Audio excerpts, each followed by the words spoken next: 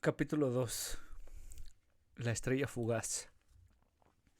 Entonces llegó la noche de la primera estrella fugaz.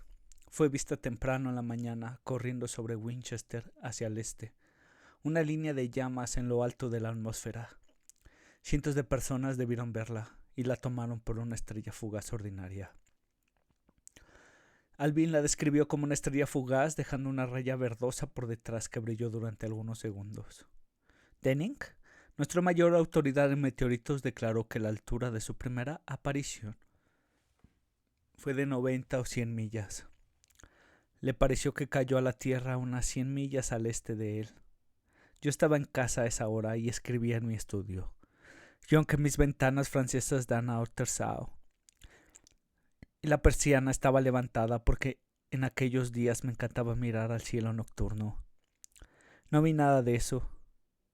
Sin embargo, la más extraña de todas las cosas que han venido a la Tierra desde el espacio exterior debe haber caído mientras yo estaba sentado allí, visible si yo tan solo hubiera mirado hacia arriba mientras pasaba. Algunos de los que vieron su vuelo dicen que viajó con un sonido sibilante. Yo no oí nada de eso. Muchas personas de Berkshire, Mad Lake y Surrey debieron ver su caída, y a lo sumo, pensado que habían descendido otro más de aquellos meteoritos. Nadie parece haberse preocupado de buscar la masa caída aquella noche. Pero muy temprano en la mañana, el pobre Olkby, que había visto la estrella fugaz y que estaba convencido de que un meteorito yacía en el lugar del campo abierto entre Holzer, Otersau y Woking, se levantó temprano con la idea de encontrarlo. Lo encontró, poco después del amanecer, y no muy lejos de los pozos de arena. El impacto del proyectil había hecho un enorme agujero, y la arena y la grava habían sido arrojadas violentamente en todas direcciones sobre el páramo, formando montones visibles a 1,5 millas de distancia. El brezo ardía hacia el este, y un fino humo azul se elevaba contra el amanecer. La cosa yacía casi enterrada en la arena, entre las astillas dispersas de un abeto que había hecho añicos en su descenso. La parte descubierta tenía el aspecto de un enorme cilindro, cubierto y con un contorno suavizado por una gruesa incrustación escamosa de color marrón. Tenía un diámetro de unas 30 yardas. Él se acercó a la masa, sorprendido por el tamaño y más aún por la forma, ya que la mayoría de los meteoritos son más o menos redondeados. Sin embargo, todavía estaba tan caliente por su vuelo en el aire que no podía acercarse. El ruido que se producía en el interior del cilindro lo atribuyó al enfriamiento desigual de su superficie, ya que en aquel momento no se le había ocurrido que pudiera estar hueco. Permaneció de pie al borde de la fosa que la cosa había hecho por sí misma, mirando su extraña apariencia, asombrado principalmente por su forma y color inusuales, percibiendo vagamente, incluso entonces, alguna evidencia de diseño en su llegada. La mañana estaba maravillosamente tranquila, y el sol, que acababa de revelar los pinos en dirección a Brainswain, se calentaba. Él no recordaba haber oído ningún pájaro aquella mañana. Ciertamente, no se movía ninguna brisa, y los únicos sonidos eran los débiles movimientos que se producían en el interior del cilindro de ceniza. Estaba completamente solo en el campo abierto. Entonces, de repente, se dio cuenta con un sobresalto de que parte del escombro gris, la incrustación cenicienta que cubría el meteorito, se estaba desprendiendo del borde circular en el extremo. Se desprendía en copos y llovía sobre la arena. Un gran trozo se desprendió de repente y cayó con un ruido agudo, lo que le llevó el corazón a la boca. Durante un minuto apenas se dio cuenta de lo que esto significaba, y aunque el calor era excesivo, bajó a la fosa cerca del bulto para ver la cosa con más claridad. Ya entonces pensó que el enfriamiento del cuerpo podía ser la causa, pero lo que perturbaba esa idea fue el hecho de que la ceniza caía solo desde el extremo del cilindro. Y entonces percibió que, muy lentamente, La parte superior circular del cilindro giraba sobre su cuerpo. Era un movimiento tan gradual que solo lo descubrió al notar que una marca negra que había estado cerca de él hace 5 minutos estaba ahora del otro lado de la circunferencia. Incluso, entonces apenas entendió lo que esto indicaba, hasta que oyó un sonido sordo y vio que la marca negra se movía hacia adelante 1 pulgada. Entonces lo entendió de golpe. El cilindro era artificial, hueco, con un extremo que se enroscaba. Algo dentro del cilindro estaba desenroscando la parte superior. ¡Cielos!, dijo Oldby. ¡Hay un hombre dentro! ¡Gente dentro! Medio asada hasta la muerte, intentando escapar. De inmediato, con un rápido salto en la mente, relacionó la cosa con el destello sobre Marte. La idea de una criatura confinada le resultó tan espantosa que olvidó el calor y se adelantó al cilindro para ayudar a girarlo. Pero por suerte, la radiación atenuada le detuvo antes de que pudiera quemarse las manos en el metal aún brillante. En ese momento se quedó indeciso por un momento. Luego se dio la vuelta. Salió del pozo y salió corriendo a toda prisa hacia Woking. Debió de ser las 6 de la tarde. Se encontró con un carretero y trató de hacerle comprender, pero la historia que le contó y su aspecto eran tan disparatados. Se le había caído el sombrero en la fosa, que el hombre se limitó a seguir adelante. Tampoco tuvo éxito con el hombre de la cocina que acababa de abrir las puertas de la taberna de Horsell Range. El hombre pensó que se trataba de un lunático suelto e intentó sin éxito encerrarlo en el bar. Eso le hizo recuperar la sobriedad, y cuando vio a Henderson, el periodista londinense, en su jardín, llamó por encima de los barrotes y se hizo entender. «Henderson», llamó, «¿viste esa estrella fugaz anoche?» «Sí y bien», dijo Henderson. «Ahora está en Horsell Common». «Dios mío», dijo Henderson, «¿un meteorito ha caído? Eso es bueno». «Pero es algo más que un meteorito. Es un cilindro artificial, hombre. Y hay algo dentro». Henderson se levantó con la pala en la mano. «¿Qué dices?», dijo. Era sordo de un oído.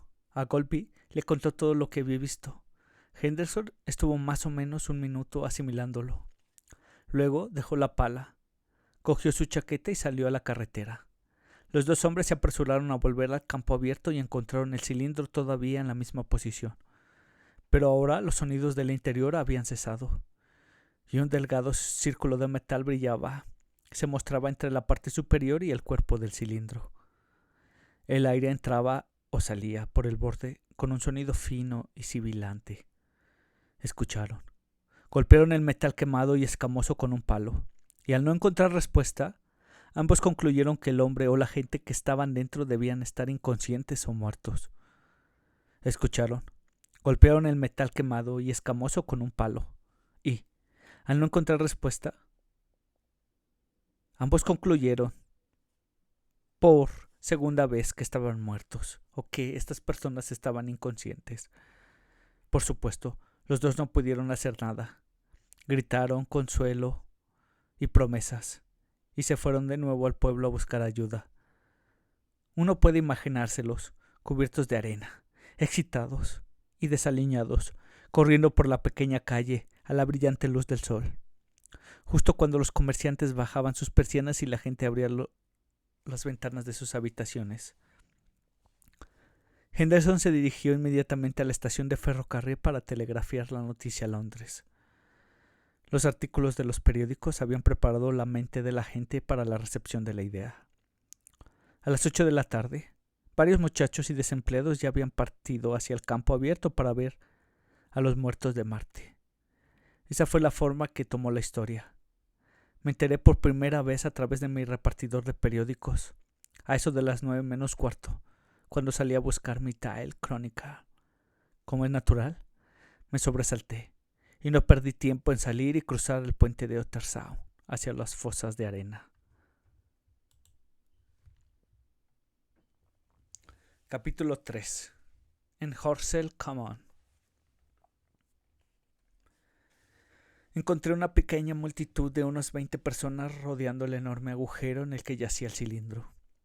Ya he descrito el aspecto de aquel bulto colosal, incrustado en el suelo.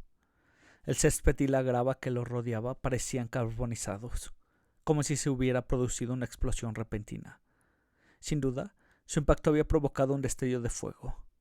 Henderson y Ogleby no estaban allí. Creo que se habían dado cuenta de que no había nada por hacer en ese momento y se habían ido a desayunar a la casa de Henderson. Había 4 o 5 muchachos sentados en el borde de la fosa con los pies colgando y se divertían, hasta que yo los detuve, lanzando piedras a la gigantesca masa. Después de que les hablara de ello, empezaron a jugar a la mancha entre el grupo de espectadores. Entre ellos había un par de ciclistas, un jardinero que ya empleaba a veces una chica con bebé, Green, el carnicero, y su hijo pequeño, y 2 o 3 vagos. Hablaba muy poco. Pocos de los habitantes de Inglaterra tenían algo más que vagas nociones astronómicas en aquellos días. La mayoría de ellos miraba tranquilamente al extremo del cilindro, que parecía una gran mesa y que seguía como lo habían dejado a Ogleby y Henderson. Me imagino que la expectativa popular de un montón de cadáveres carbonizados se vio defraudada ante ese bulto inanimado. Algunos se fueron mientras ya estaban allí, y otras personas vinieron. Me metí en la fosa y me pareció oír un débil movimiento bajo mis pies. Sin duda, la parte superior había dejado de girar. Solo cuando me acerqué a él me di cuenta de la extrañeza de aquel objeto. A primera vista, no era más emocionante que un carruaje volcado o un árbol atravesado en la carretera. De hecho, ni siquiera tanto. Parecía un tambor de gas oxidado. Hacía falta una cierta educación científica para percibir que la escala de grises de la cosa no era un óxido común, que el metal blanco amarillento que brillaba en la grieta entre la tapa y el cilindro tenía un matiz desconocido, extraterrestre. No tenía ningún significado para la mayoría de los espectadores. En aquel momento tenía muy claro que la cosa había venido del planeta Marte, pero juzgaba improbable que contuviera algún ser vivo. Pensaba que el desenroscamiento podría ser automático. A pesar de que Ogleby y yo creíamos que había habitantes en Marte, mi mente se puso a pensar en las posibilidades de que contuviera un manuscrito, en las dificultades de traducción que podían surgir, en si encontráramos monedas y modelos en él, etc. Sin embargo, era demasiado grande para estar seguro de esta idea. Sentí una impaciencia por verlo abierto. Hacia las 11, como no parecía ocurrir nada, volví caminando, lleno de esos pensamientos, a mi casa en Marbury. Pero me resultó difícil ponerme a trabajar en mis investigaciones. Por lo tanto, en la tarde, el aspecto del campo abierto había cambiado mucho. Las primeras ediciones de los periódicos de la tarde habían sorprendido a Londres con enormes titulares. Mensaje recibido de Marte. Una historia extraordinaria desde Woking. Y así sucesivamente. Además, el cable de Ogleby a la oficina de astronomía había despertado a todos los observatorios pertinentes. Había media docena de coches en la estación de Woking, o más, parados en la carretera, junto a los arenales. Un sulky de Cobham, un carruaje bastante lujoso. Aparte de eso, había un montón de bicicletas. Además, un gran número de personas debía de haber venido a pie. A pesar del calor del día, desde Woking y Chertsey, de modo que en total había una multitud considerable, incluyendo 1 o 2 señoras elegantemente vestidas entre los demás. Hacía mucho calor. No había ni una nube en el cielo ni un soplo de viento, y la única sombra era la de los pocos pinos dispersos. El páramo en llamas se había extinguido, pero el terreno llano en dirección a Ottershaw estaba ennegrecido, hasta donde se podía ver, y seguía desprendiendo serpentinas verticales de humo. Un vendedor de dulces de la carretera de Shopham había enviado a su hijo con una carretilla cargada de manzanas verdes y cerveza de jengibre. Al acercarme al borde de la fosa, la encontré ocupada por un grupo de media docena de hombres. Henderson, Ogleby y un hombre alto y rubio que, según supe después, era Stint, el astrónomo real, junto a varios obreros que manejaban palas y picos. Stint daba instrucciones con una voz clara y aguda. Estaba de pie sobre el cilindro, que ahora estaba evidentemente mucho más frío. Su rostro se había puesto carmesí y chorreaba sudor, y algo parecía haberle irritado. Una gran parte del cilindro había quedado al descubierto, aunque su extremo inferior seguía incrustado. En cuanto a Ogleby, me vio entre la multitud que miraba fijamente al borde de la fosa. Me llamó para que bajara y me preguntó si me importaba ir a Lord Hill. La creciente multitud, dijo, se estaba convirtiendo en un serio impedimento para hacer excavaciones especialmente para los muchachos. Querían que se colocara una barandilla ligera y que se ayudara a mantener a la gente alejada.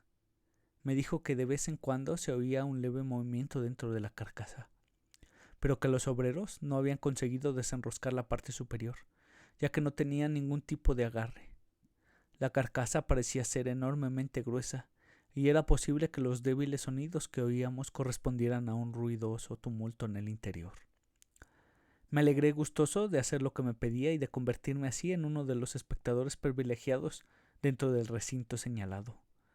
No encontré a Lord Hilton en su casa, pero me dijeron que lo esperara de Londres en el tren desde Waterloo a las 6 de la tarde. Y como eran entonces las 5:15, me fui a casa, tomé un poco de té y me dirigí a la estación para adelantarme a él.